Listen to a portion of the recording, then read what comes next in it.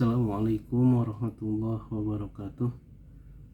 Perkenalkan, nama saya Rizky Ali Azhar, mahasiswa semester 2 Program Studi Administrasi Pendidikan, Fakultas Ilmu Pendidikan, Universitas Pendidikan Indonesia tahun 2022. Dalam kesempatan kali ini saya akan memaparkan berkaitan dengan ujian tengah semester dalam mata kuliah kajian pedagogik. Langsung saja, pertanyaan yang pertama, jelaskan secara singkat alasan mengapa Anda harus mempelajari pedagogik. Apakah dengan mempelajari pedagogik akan menjadikan Anda lulusan magister pendidikan yang lebih baik? Mengapa? Sebelum lebih jauh menjelaskan bagaimana alasan harus mempelajari pedagogik, pertama-tama izinkan saya menyampaikan apa itu sebetulnya pedagogik secara singkat. Menurut bahasa, istilah pedagogik berasal dari dua kata dalam bahasa Yunani kuno, yaitu paidos yang berarti anak dan agogos yang berarti mengantar, membimbing atau memimpin. Dari dua kata tersebut terbentuk beberapa istilah yang masing-masing memiliki arti tertentu. Istilah-istilah yang dimaksud yakni pedagogos, pedagogia, pedagogi, dan pedagogik yang berarti membimbing anak-anak. Pedagogik juga dapat digunakan secara spesifik untuk target anak atau yang lebih muda dari pendidik, karena terdapat pendekatan lain, yakni andragogik sebagai pendekatan pendidikan terhadap sejawat atau bahkan yang lebih berumur dari pendidiknya sendiri. Definisi pedagogik telah tertuang juga dalam Undang-Undang Nomor 14 Tahun 2005 tentang guru dan dosen, yang mengemukakan bahwa kompetensi pedagogik adalah kemampuan mengelola pembelajaran peserta didik. Nah, dengan definisi tersebut, pedagogik menjadi ilmu yang amat penting dalam proses pembelajaran di tingkat manapun, karena di dalam pedagogik itu sendiri dipelajari bagaimana metode dalam mempelajari cara mendidik. Nah, itu.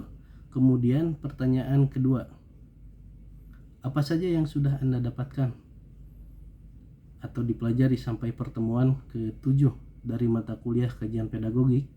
Jelaskan secara ringkas. Apakah pelajaran tersebut akan membantu Anda dalam melaksanakan tugas-tugas Anda saat ini atau nanti ketika Anda bekerja? Silahkan diuraikan secara ringkas. Dari pertemuan pertama sampai ke-7, saya telah mendapatkan banyak hal baru berkenaan khususnya dalam kajian pedagogik ini, mulai dari arti pedagogik itu sendiri, filosofinya bagaimana, kemudian juga sejarah perkembangan pendidikan, mulai dari zaman dulu, mungkin zaman primitif sampai zaman sekarang. Kemudian juga yang saya pelajari bagaimana sejarah pendidikan itu sendiri, bukan hanya di Indonesia, tetapi yang kita pelajari di Amerika pun kita pelajari. Dan tentu hal-hal yang sudah kita pelajari ini dapat banyak membantu dalam praktik di lapangan sebagaimana kita menjalankan tugas sebagai pendidik. Kemudian pertanyaan ketiga, banyak ahli pedagogik yang menyatakan bahwa pedagogik harus dikuasai oleh setiap guru. Bagaimana pandangan Anda mengenai pedagogik sebagai ilmu dan seni? Jelaskan secara ringkas dan sertakan ilustrasi atau contohnya. Pedagogik merupakan ilmu yang membahas pendidikan, khususnya pendidikan anak, pedagogik sangat dibutuhkan oleh seorang guru, karena guru bukan hanya untuk mengajar tetapi untuk menyampaikan atau menginformasikan pengetahuan di sekolah dan memberikan tugas untuk mengembangkan kepribadian anak didiknya secara terpadu. Guru juga harus mengembangkan mental anak didiknya dan keterampilannya sehingga ia mampu untuk menghadapi segala permasalahan yang ia akan hadapi. Pendidikan sebagai ilmu dapat difahami bahwa pendidikan dapat dipelajari melalui metode ilmiah dan hasilnya berupa ilmu pendidikan. Ilmu pendidikan dapat dijadikan dasar dan petunjuk bagi pelaksanaan praktik pendidikan, sedangkan pedagogik sebagai seni artinya adalah pendidikan itu sebagai suatu kegiatan yang melibatkan aspek kreativitas, improvisasi, dan inspirasi. Bagaimana caranya agar kita dapat hidup dengan anak-anak dan dapat melihat anak-anak sehingga seolah-olah kita menjadi seperti anak-anak? Contohnya pedagogik sebagai ilmu. Misalnya ketika di kelas ada yang bertanya bagaimana hujan itu terjadi, maka kita menjelaskan dengan perspektif ilmu pengetahuan alam, mulai dari proses air itu menguap, kemudian mengembun hingga menggumpal dan terjadilah hujan. Nah, itu contoh sederhananya. Bagaimana contoh untuk pedagogik sebagai seni? Contohnya seni mengajar misalnya, antara satu murid atau satu peserta didik dengan satu peserta didik yang lain tidak dapat kita samakan, karena dengan berbagai pembawaannya.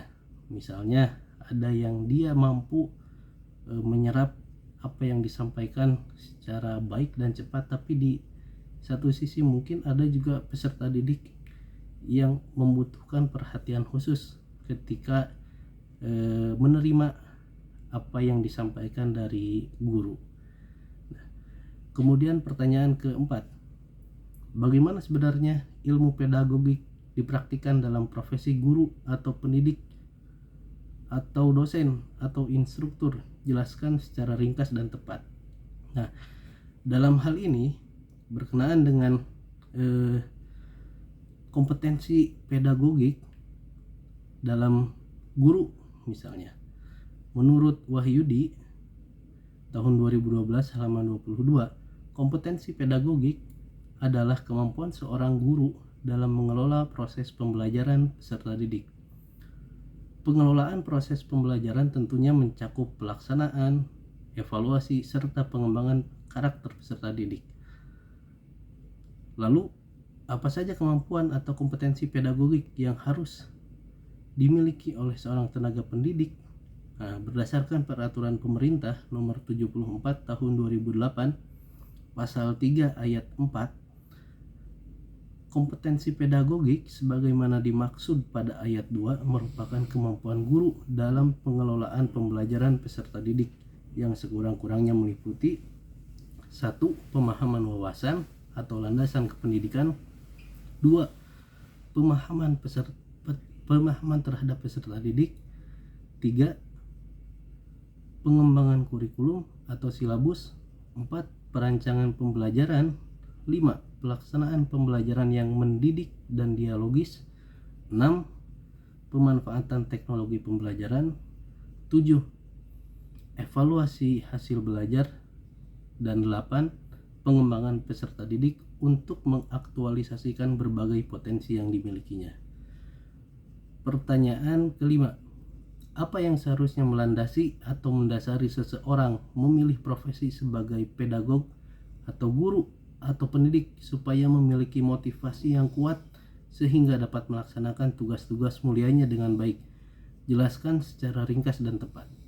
Nah, dalam hal ini menurut saya yang mendasari seseorang dalam profesinya menjadi seorang pendidik, baik itu guru atau dosen dan lain sebagainya, yaitu hati daripada seorang pendidik tersebut.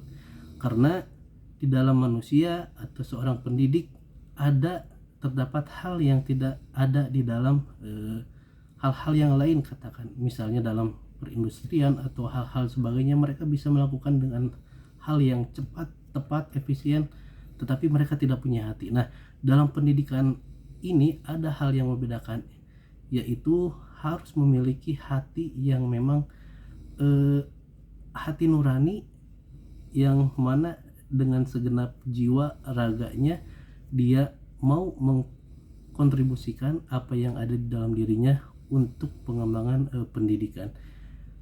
Saya rasa itu yang dapat disampaikan dalam kesempatan kali ini. Tentu masih banyak kekurangan. Saya ucapkan terima kasih. Wassalamualaikum warahmatullahi wabarakatuh.